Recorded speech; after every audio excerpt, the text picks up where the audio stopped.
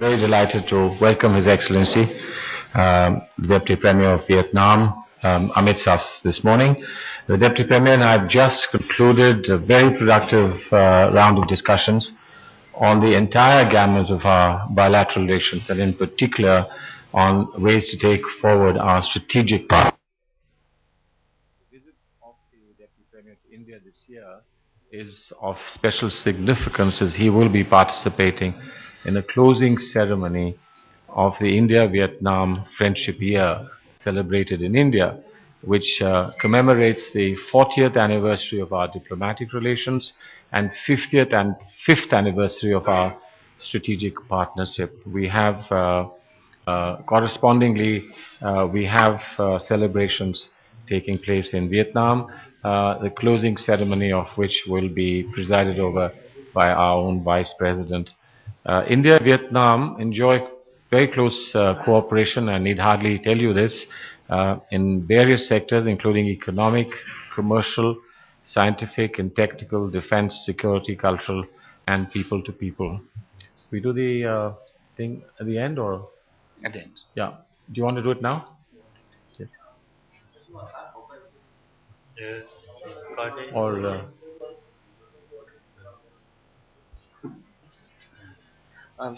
Xin chào ngài Phó Thủ tướng ạ, cho phép tôi được gửi lời chào chúc mừng tới ngài Phó Thủ tướng đã tới thăm Việt Nam lần này, thăm Ấn Độ lần này, và xin tự báo chí rằng chúng tôi vừa qua đã có một cuộc thảo luận hết sức là hiệu quả liên quan đến tất cả khía cạnh của quan hệ của hai bên. So we expected to hear from India's External Affairs Minister Salman Khurshid, who is right now with Vietnam's Deputy Prime Minister. It's a busy diplomatic season where many foreign dignitaries in the country.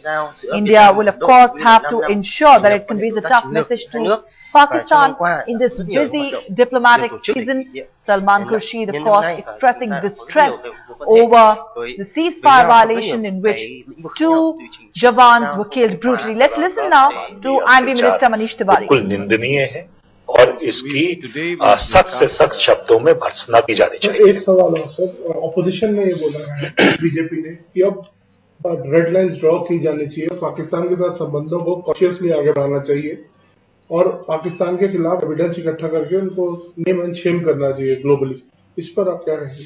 देखिए, जहां तक सरकार की प्रतिक्रिया का संबंध है, सरकार ने अपनी प्रतिक्रिया under the agreement signed between the State Bank of Vietnam and RBI, it will provide further impetus to our economic relations, and that will help us achieve our target of bilateral trade of $7 billion by 2015.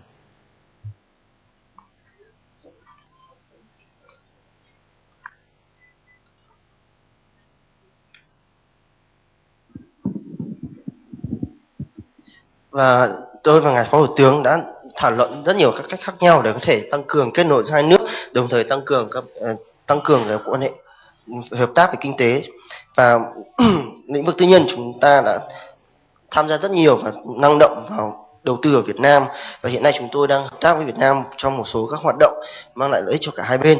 Và chúng tôi tin tưởng rằng một khi các ngân hàng của Ấn Độ đã tham gia hoạt động đầy đủ tại Việt Nam thì sẽ góp phần hơn nữa vào cái động lực tăng trưởng trong quan hệ kinh tế giữa hai nước, và chúng tôi tin tưởng rằng điều này sẽ giúp hai nước có thể đạt được cái mục tiêu là tăng cái quan hệ thương mại lên tới 7 tỷ đô la vào năm 2015.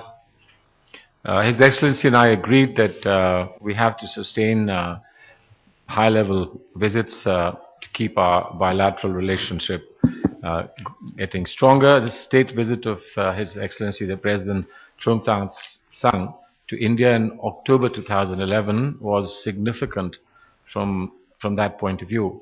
Prime Minister Dr. Manmohan Singh greatly appreciated the visit of Prime Minister Nguyen Tan Dung of Vietnam to India for the ASEAN-India commemorative summit, which was held in December last year.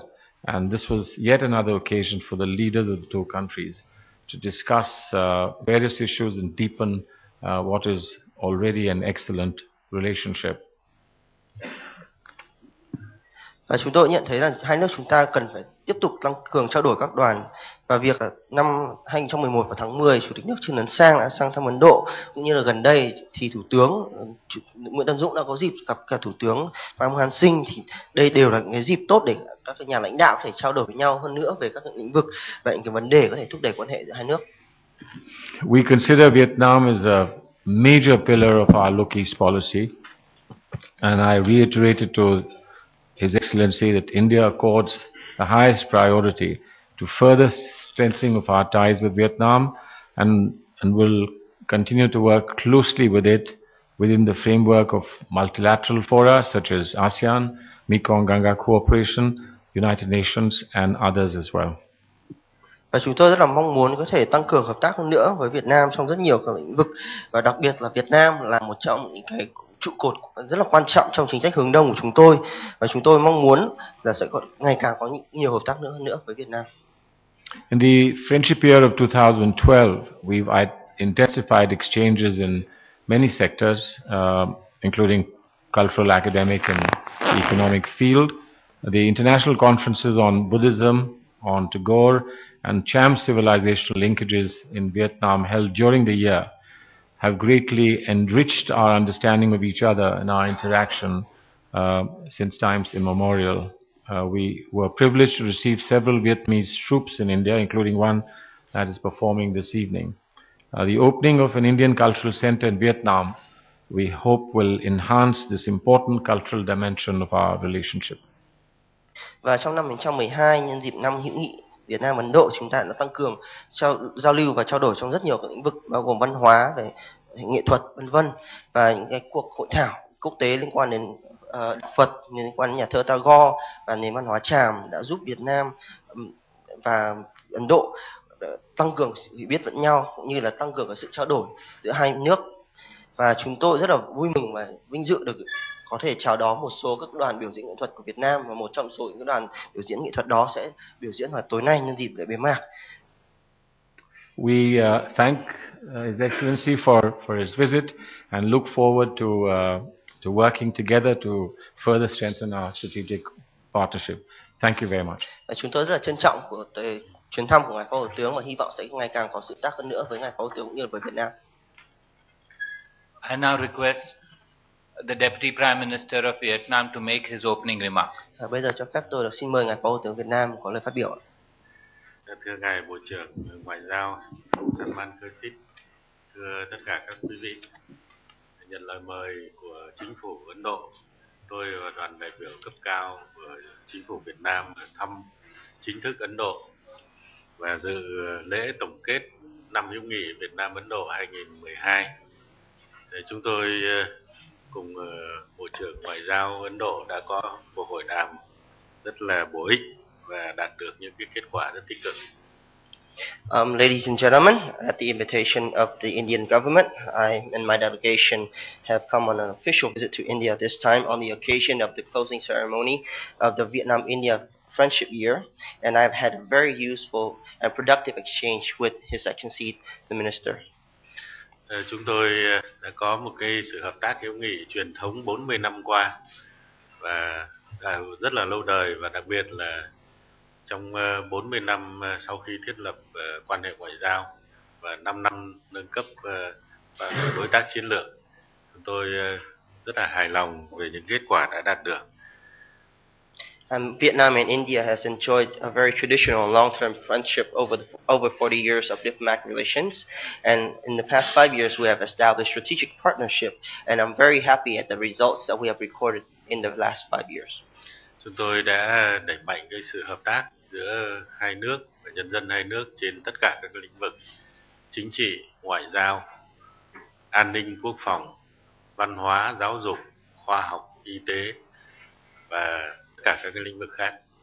We have promoted cooperation between the two countries in all different fields, from politics to diplomacy to national security and defense, to education and training, science and technology, and healthcare. Chúng tôi cũng hài lòng về sự phối hợp chặt chẽ, tổ chức rất nhiều những cái hoạt động thiết thực và có ý nghĩa, được tạo được dấu ấn cho năm hữu nghị Việt Nam Ấn Độ 2012 vừa qua và những cái phát triển tích cực trong quan hệ hai nước. And we are very happy at the very successful organization of the very practical and meaningful activities to commemorate the friendship year of the past year. Trên tinh thần đó, chúng tôi đã nhất trí tiếp tục tăng cường trao đổi các chuyến thăm cấp cao, thực hiện tốt các cái thỏa thuận đã ký kết và duy trì các cái cơ chế hợp tác. Sớm thành lập Ủy ban hỗn hợp về thương mại để ký hiệp định chuyển giao người bị kết án phạt tù, hiệp định bổ sung hiệp định hàng không năm 1993 và hướng tới là sẽ mở đường bay thẳng từ Hà Nội, New Delhi, thành phố Hồ Chí Minh, New Delhi, hiệp định tương trợ tư pháp trong những lĩnh vực dân sự, thỏa thuận hợp tác giữa Bộ Tài chính Việt Nam và Bộ Tư pháp Việt Nam và Bộ Tư pháp Ấn Độ, tăng cường hợp tác trong lĩnh vực quốc phòng, văn hóa, giáo dục, giao lưu nhân dân và phấn đấu đưa kim ngạch thương mại hai chiều lên 7 tỷ đô la Mỹ vào năm 2015. Và chúng tôi cũng đã nhất trí với nhau để thúc đẩy cái chuyến thăm của Thủ tướng Ấn Độ sẽ sớm sang Việt Nam theo lời mời của Thủ tướng Việt Nam Nguyễn Tấn Dũng. And we have agreed on the increase of exchange of delegations, implementation of signed agreements between two countries, and maintenance of different mechanisms, cooperation mechanisms, such as the Joint Commission on Trade, the agreement on transfer of sentenced persons, this signing of the supplement aviation agreement between two countries, and the opening of direct flight routes between Hanoi or Ho Chi Minh City with New Delhi, the mutual legal assistance between the two agreement between the two ministries, and also other cooperation in terms of national defense and security, culture, education, and people-to-people exchange. And we are determined to realize the goal of $7 billion in trade turnover by 2015. And we have agreed to actively promote the visit of Prime Minister Manmohan Singh to Vietnam at the invitation of the Vietnamese Prime Minister. Ấn Độ cũng đã nhất trí cung cấp tín dụng cho Việt Nam với những cái điều kiện ưu đãi và linh hoạt hơn để đẩy nhanh thực hiện các dự án trong các lĩnh vực hạ tầng cơ sở cũng như là an ninh quốc phòng. And India has also agreed to provide more flexible credit lines to Vietnam in terms of infrastructure and national security. Hai bên chúng tôi cũng đã nhất trí tiếp tục phối hợp và hợp tác chặt chẽ tại các cái diễn đàn quốc tế và khu vực, khẳng định tầm quan trọng của việc duy trì hòa bình, ổn định, an ninh và an toàn hàng hải, quyền được tiếp cận các nguồn tài nguyên ở Biển Đông. Các bên liên quan tại Biển Đông cần kiềm chế và tránh sử dụng vũ lực hoặc đe dọa sử dụng vũ lực, giải quyết tranh chấp thông qua đàm phán hòa bình và dựa trên luật pháp quốc tế, nhất là Công ước của Liên Hợp Quốc về luật biển năm 1982 và tuyên bố 6 điểm của ASEAN về vấn đề Biển Đông, thực hiện DOC và tiến tới COC. We are committed to continue to cooperate closely at international and regional forums. Especially, we are committed to maintain peace, stability, security, and safety, and freedom of navigation over the seas, and also access to resources in the East Sea of Vietnam. We are committed to avoiding violence or threaten to use violence in resolution of disputes in the sea.